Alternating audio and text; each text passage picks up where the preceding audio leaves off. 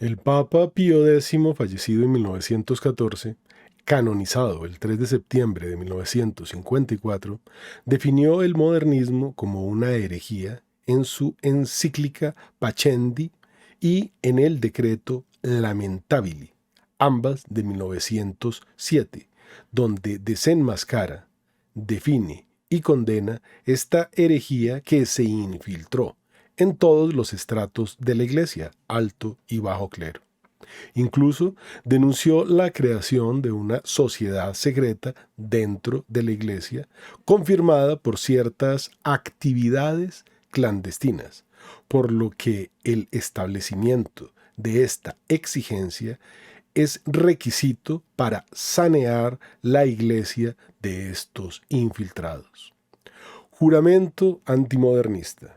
Yo, fulano de tal, abrazo y recibo firmemente todas y cada una de las verdades que la Iglesia, por su magisterio, que no puede errar, ha definido, afirmado y declarado, principalmente los textos de doctrina que van directamente dirigidos contra los errores de estos tiempos. Punto 3. Creo también, con fe firme, que la Iglesia, guardiana y maestra de la palabra revelada, ha sido instituida de una manera próxima y directa por Cristo en persona, verdadero e histórico, durante su vida entre nosotros, y creo que esta Iglesia está edificada sobre Pedro, jefe de la jerarquía, y sobre sus sucesores hasta el fin de los tiempos. Ahora veamos este tercer parágrafo, cómo se puede sustentar. No existe ningún autor serio que pueda negar la existencia de un grupo estable de discípulos reunidos por Jesús.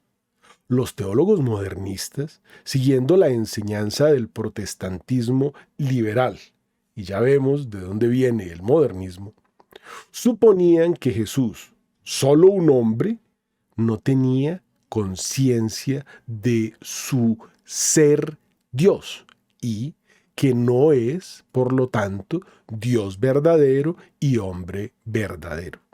En estas condiciones es impensable el propósito de Jesús, de fundar una iglesia, separada de la sinagoga de Satanás y dotada de estructuras propias. La iglesia, dicen, es el fruto lógico pero inesperado de la obra de Jesucristo.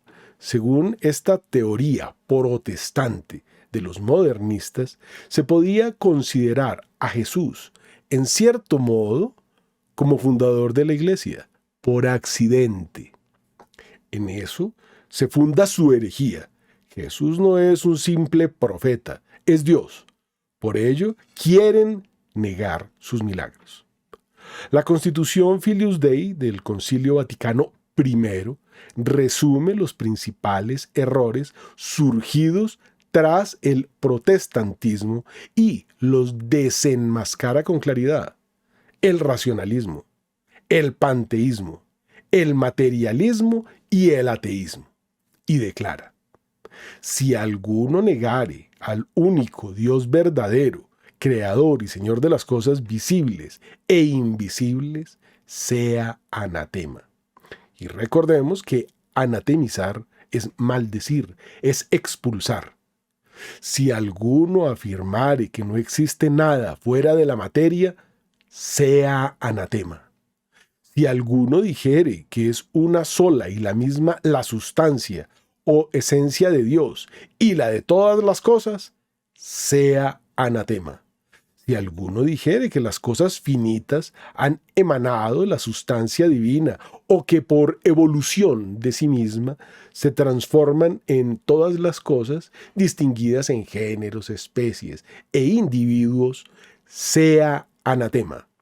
Si alguno no confesare que el mundo y todas las cosas que contiene, espirituales y materiales, fueron producidas de la nada por Dios, o negare que el mundo fue creado para gloria de Dios, sea anatema. Sobre la revelación, si alguno dijere que Dios, uno y verdadero, nuestro Creador y Señor, no puede ser conocido con certeza a partir de las cosas que han sido hechas con la luz natural de la razón humana, sea anatema. Si alguno no recibiere como sagrados y canónicos todos los libros de la Sagrada Escritura con todas sus partes, tal como los enumeró el Concilio de Trento, o negare que ellos sean divinamente inspirados, sea anatema. Sobre la fe, si alguno dijere que la razón humana es de tal modo independiente que no puede serle mandada la fe por Dios, sea anatema.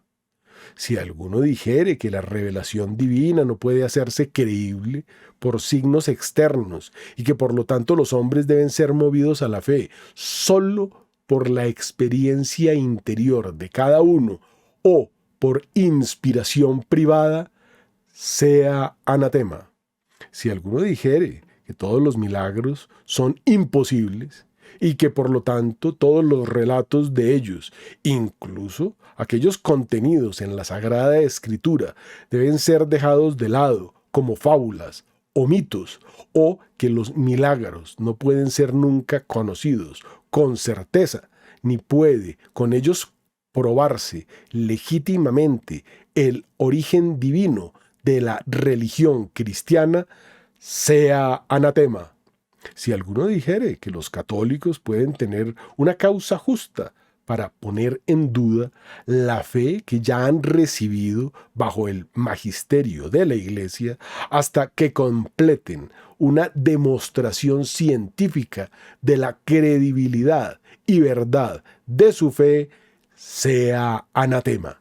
Sobre la fe y la razón, si alguno dijere que en la revelación divina no está contenido ningún misterio verdadero y propiamente dicho, sino que todos los dogmas de la fe pueden ser comprendidos y demostrados a partir de los principios naturales por una razón rectamente cultivada, sea anatema. Si alguno dijere que las disciplinas humanas, con tal libertad que sus aserciones puedan ser sostenidas como verdaderas, incluso cuando se oponen a la revelación divina, sea anatema. Si alguno dijere que es posible que, en algún momento, dado el avance del conocimiento, pueda asignarse a los dogmas propuestos por la Iglesia un sentido distinto de aquel que la misma Iglesia ha entendido y entiende, sea anatema.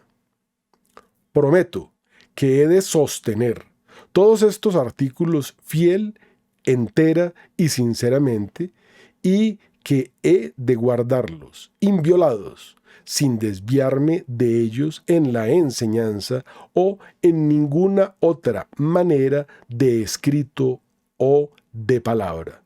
Esto prometo, juro, así me ayude Dios y estos santos evangelios.